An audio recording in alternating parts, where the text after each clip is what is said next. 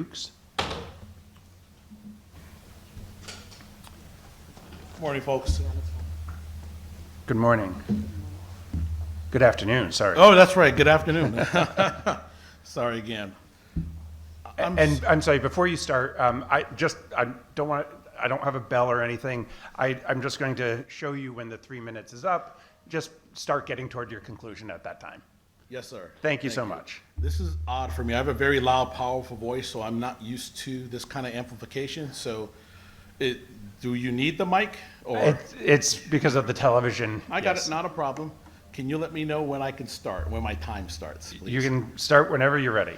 Thank you. Good morning and good afternoon again. My name is Christopher Dukes.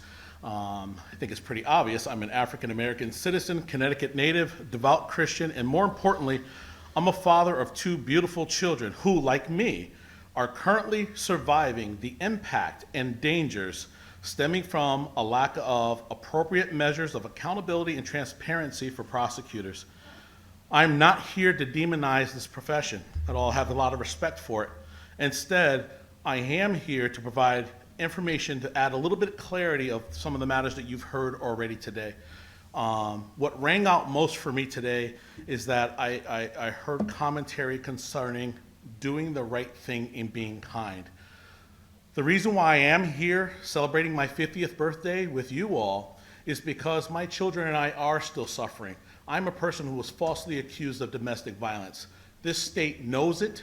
The Hartford Police Department knows it, and they have failed me in terms of correcting the situation. And what I mean by that is that, and I won't have the full time to tell you everything that's here, but what I have in my hands here was provided to former Chief State Attorney as well as his two deputies. This is a long list of prosecutorial misconduct allegations involving several members of GA-14 who have failed in this matter.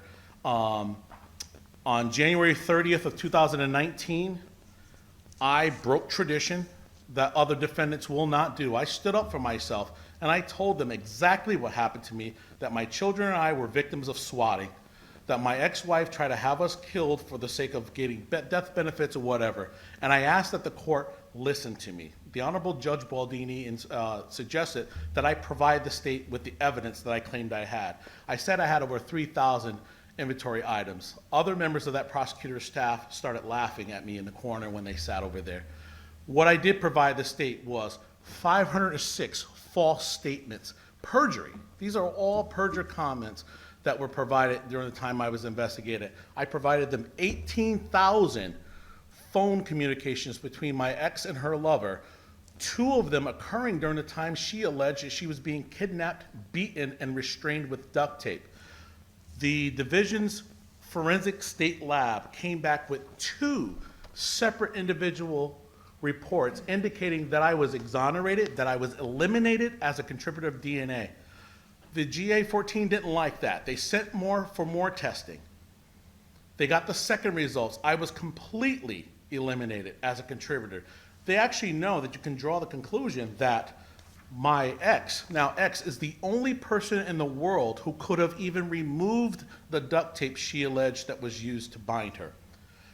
This GA-14 knows that, and they have allowed her to still go free. My children and I will meet together today under 2 hours of supervision. I'm sorry, I got distracted for a moment. Supervised visitation, and I am an individual who all criminal charges were dropped against me. DCF reversed all decisions. An arbitrator gave me back my job, and then that was vacated, and so we'll take care of that at the Supreme Court. However, the bottom line is, and I will conclude with this statement, sir, is why this is applicable to GA-14 specifically and under the leadership of Charmise Walcott is I just found out in February that while there was a pending investigation, internal affairs investigation into the police department, that the remaining duct tape that I've been fighting for to get since the day my charges were dropped so I can conduct independent testing was destroyed it was just destroyed within this past year and has not been returned to me. So my concern for you is there's a significant amount of corruption that are here, and it needs to be addressed. My children and I need justice. And I'm asking with these last two questions would be, what side of history, Connecticut history, will you fall upon? Will you choose justice or injustice? I ask you to be very careful of who we are appointing to the Chief State Attorney's Office, and I thank you for listening to me. Please remember the name, Christopher Dukes. I will keep fighting for justice because I guarantee I am not the only individual who was wrongfully accused, maliciously prosecuted, and had their civil rights violated. Thank you. Thank you, Mr. Dukes. I appreciate your testimony, and I'm sorry you had to be here on your 50th birthday. That's all right. But- I'm glad that you're But thank here. you for Thank the you. testimony. Thank you.